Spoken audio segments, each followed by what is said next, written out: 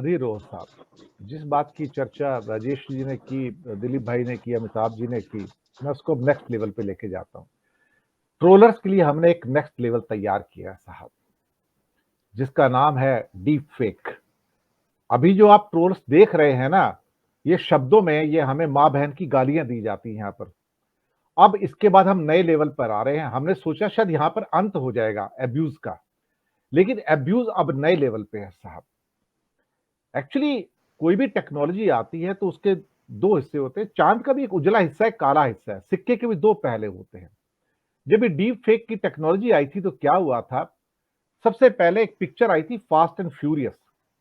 उसके जो lead actor थे ना, पॉल वॉटर, उनकी शूट के बीच में मृत्यु हो जाती है और डीप फेक के तकनीक के जरिए हू बहू पॉल वॉटर बना दिया जाता है। उनकी आवाज भी वैसी थी और वहां पर एक्चुअली इस्तेमाल किया गया था आर्टिफिशियल इंटेलिजेंस का, कि जहां नकली और असली का फर्क नहीं है।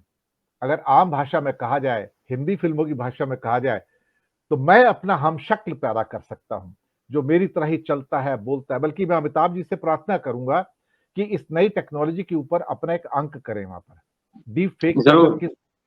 ये एक ऐसा विषय है जिसकी ओर बात करने की जरूरत है, क्योंकि वहां हम शक्ल पैदा किया जा रहा है। हम शक्ल के जी ऊपर हिंदी में हमारी बहुत सारी फिल्में भी हैं, हिंदी के अंदर बाकी भाषाओं में भी हैं, और हम शक्ल नाम से भी फिल्म है।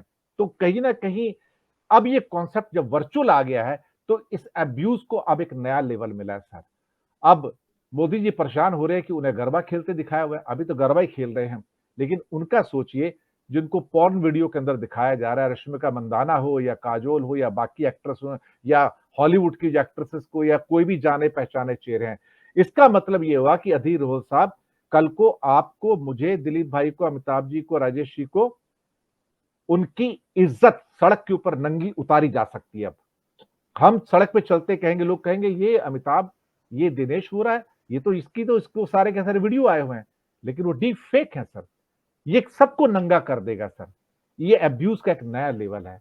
ये असभ्यता और बेहूदगी का एक नया चरम है सर। सर हम ये ना समझे कि सर ये गालियां जो मेरे को पड़ रही हैं यहाँ पर या आपको जो पड़ रही हैं, वो कोई अंतिम अध्याय है। नहीं सर, अब नए अध्याय हम लिख रहे हैं अब्यूज के और बेहूदगी के। अधीर रोहल साहब। हाँ, धन्यवाद दिनेश जी। अभी राजेश भाई ने, अमिताभ जी ने और दिलीप जी ने सारी चीजें बड़े अच्छे ढंग से एलेबोरेट की, और हर चीज का जो भी उसके पीछे छुपे पहलू हैं, हर चीज का जिक्र सामने आया है। दिनेश जी, और अब आप डीप फेक पे आए तो मैं भी यही जिक्र करना चाहता था कि मोदी जी जिस सारी चीज का, या उनकी जो पूरी आर्मी है, आईटी सेल है, वो जब सारी चीजें करते थे, अब आखिर में आकर डीप फेक पे आकर फंस गए हैं ना। अब दिवाली पे जो पत्रकारों के साथ उनका मिलन समारोह हुआ, जब वो पत्रकार एक बाड़े की तरह जंगले के दूसरी तरफ थे और मोदी जी इस तरफ थे, तो मोदी जी को अपनी पीड़ा उस दिन महसूस हुई। उन्होंने पत्रकारों से जिक्र किया इस बात का कि अब डीप फेक का जमाना आ गया है और मेरा वीडियो गरबा खेलते हुए दिखाया जा रहा है। तो वो आज जो है ना दिनेश जी, जो आपने अभी जिक्र किया, या अभी अमिताभ भाई ने जिक्र किया था, कि जो पिच आपने दूसरों के लिए बनाई थी ना, उसमें आप खुद ही गिर गए हो। तो यहां पर आके जो डीप फेक है ना, ये तो भाई टेक्नोलॉजी है जो आज पारंगत होगा, और डीप फेक का इस्तेमाल करना है बहुत ही आसान और साधारण सुविधा है। टेक्नोलॉजी के हिसाब से हम देखें, जिसके सर पास कल भी को तो मुझे आपकी भी जरूरत नहीं होगी, मैं आपका डीप फेक बनाऊंगा, उससे आके अधीर रोल बात करेंगे। मुझे कल बिल्कुल अरिजीत सिंह की जरूरत नहीं है सर। मैंने अरिजीत सिंह की वॉइस और सब कुछ पैदा कर लिया है। उसकी आवाज में मैं गाना रिकॉर्ड कर लूंगा, ये भी बताऊं मैं आपको। अरिजीत कहेगा मैं तो बिल्कुल एक गाने का यार 10 लाख रुपए लेता था, मेरे पैसे कहाँ गए। ये तो नया अरिजीत सिंह आ गया यहाँ पर। This is the truth of this word sir, कि आप और हम रहे नहीं अब। जी। बिल्कुल दिनेश जी। तो ये जो सारी चीजें पिछले, मैं 2-4 रोज पहले अपने CSDS के लोक नीति पे देख रहा था कि 2014 2019 के बीच में जो वो रिपोर्ट पढ़ी है, बड़ी दिलचस्प रिपोर्ट है वो, कि इंटरनेट के इस्तेमाल किस तरह से बढ़ा है। उसमें आप देखिएगा बड़े मजेदार तथ्य हैं कि उसमें जो फेसबुक यूजर है वो फिर उनका परसेंटेज कम है। जो यूट्यूब और सबसे ज्यादा जो इस्तेमाल है वो व्हाट्सएप का है। और मोदी जी ने, जो भी हम इस कार्यक्रम से पहले जिक्र कर रहे थे, जो मोदी जी ने एक राजस्थान में चुनावी भाषण में कहा है आज, कि इसमें यह जिक्र किया उन्होंने कि 5,000 रुपए का डाटा 2014 से पहले खर्च हो रहा था, अगर हम जितना डाटा प्रति व्यक्ति आज खर्च कर रहे हैं।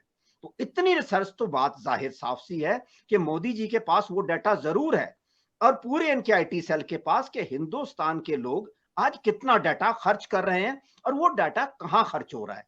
इसीलिए उन्होंने जो पूरी ताकत थी 2014 के बाद, जैसा अमिताभ जी ने कहा कि पूरी ताकत जो थी सोशल मीडिया पर लगा दी।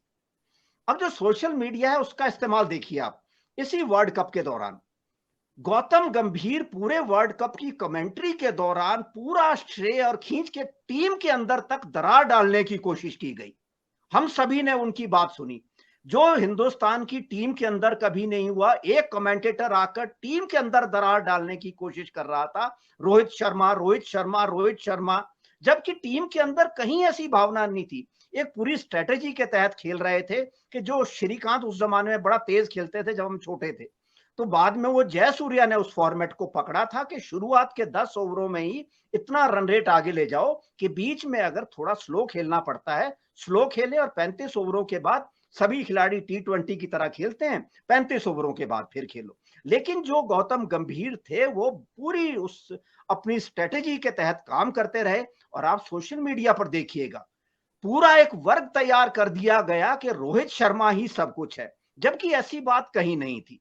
लेकिन उसका हश्र क्या हुआ दिनेश जी, वो आप सभी ने अभी जिक्र कर लिया कि जो उसके पीछे पूरी प्लानिंग थी वो प्लानिंग एक्सपोज हो गई। और साथ ही साथ वही गौतम गंभीर अहमदाबाद के दर्शकों ने जो व्यवहार किया, जो वो सारी चीज हिंदुस्तान के किसी अखबार में नहीं लिखते, खलीज टाइम में उनका आर्टिकल छपा है। उन्होंने अहमदाबाद के दर्शकों की निंदा की है कि जो बाहर की टीमों के साथ हमारे दर्शकों ने बर्ताव किया, लेकिन सर वो हिंदुस्तान के ऑस्ट्रेलिया के किसी अखबारों अखबार में भी आया सर, खुलेआम आया है, पेज के पेज भरे हुए आए हैं। उसके द नहीं नहीं ऑस्ट्रेलियन बिल्कुल के अंदर, सिडनी मॉर्निंग हेराल्ड के अंदर, पर्थ न्यूज के अंदर, सबके अंदर आया सर वो, कि द वे वी बिल्कुल। हैव लेकिन बिहेव्ड सर। मैं बात कर रहा हूं गौतम गंभीर की, जो टीवी पे आकर टीम को बांटने की कोशिश कर रहे थे और दर्शकों के बारे में कुछ कहने की बजाय खलीज टाइम्स में लिखते हैं, हिंदुस्तान के अखबार में नहीं लिखते। तो ये जो एक सोची समझी स्ट्रेटेजी है दिनेश जी, गौतम गंभीर पीछे पूरी स्ट्रेटेजी प्लान थी कि क्या होना, एक वर्ग तैयार करना है। लेकिन उसके साथ हुआ क्या कि आपके सामने डीप फेक आकर खड़ा हो गया है। कल को तो कोई भी व्यक्ति, हम 5 लोग बैठे हैं, हमें किसी भी दशा में, किसी भी रूप में और किसी भी कृत्य के साथ पेश किया जा सकता है। तो ये चुनौती सबके सामने आ चुकी है। और ये अब जो मोदी जी जो हर चीज समझते हैं कि डाटा का इस्तेमाल, इंटरनेट का इस्तेमाल, सोशल साइट्स का इस्तेमाल, सोशल मीडिया का इस्तेमाल, अब उन्हें भी पता चल रहा है कि ये जो डीप फेक सामने आया है। अब आप दिनेश जी, मैं निजी तौर पर पिछले 2-3 महीने से अमिताभ जी का वीडियो में जो आज पवेलियन में जाकर मोदी जी गए थे, मैं दिन में देख रहा था और साइट्स पे भी था। लेकिन अब मैं वैसे वीडियो शेयर करने से डर रहा हूं कि कहीं कोई ऐसा इसमें टेक्नोलॉजी के साथ कोई गलत वीडियो तो नहीं है। तो ये चीजें अब इतनी ज्यादा खतरनाक हो चुकी हैं और ये जो ट्रोल आर्मी है इन्हें भी डरना पड़ेगा आने वाले दिनों में कि कहीं ना कहीं ये चीजें इनके खिलाफ भी इस्तेमाल होगी। क्योंकि टेक्नोलॉजी अगर एक के हाथ में है तो दूसरे के हाथ में भी उतनी ही सुविधा के साथ है। तो सारी चीज जो है दिनेश जी, कि सारी बातों का जिक्र यहां पर हुआ, ये जो टेक्नोलॉजी का इस्तेमाल है ये हिंदुस्तान में जिस तरीके से हुआ है पिछले 8-10 वर्षों में खास तौर पर, और जिस चीज का जिक्र मोदी जी कर रहे हैं, मैं 2008 जी, से अपना डाटा यूज कर रहा हूं। वो डाटा जी, अगर मैं पूरे महीने का यूज करता था तो मुझे 5,000 रुपए का खर्चा नहीं पड़ता था। जो भी डाटा यूज कर रहे हैं हम सभी लोग, वो 5,000 का डाटा नहीं था। लेकिन हमारे उस समय में भी 2014 से पहले डाटा का इतना गलत इस्तेमाल नहीं होता था। हम किसी से सहमत नहीं होते थे तो हम या तो उस पर टिप्पणी नहीं करते थे, या टिप्पणी करनी है तो अपने एक संतुलित तरीके से और एक सभ्य तरीके से करते थे। लेकिन अब टिप्पणी करते हुए हमें डर लगता है कि सामने वाला जो है, पता नहीं अब पिछले 9-10 बरस में इसके अंदर क्या बदलाव आ चुका है कि मेरी बात सुनेगा कि नहीं सुनेगा, कहीं मुझे ही तो अपमानित नहीं होना पड़ेगा। तो जी, ये चीजें सारी है। लेकिन अब जो सारी चीजें हैं, इसी दौर में हमें रहना है। तो आने वाले दौर में ये तस्वीर शायद बदले।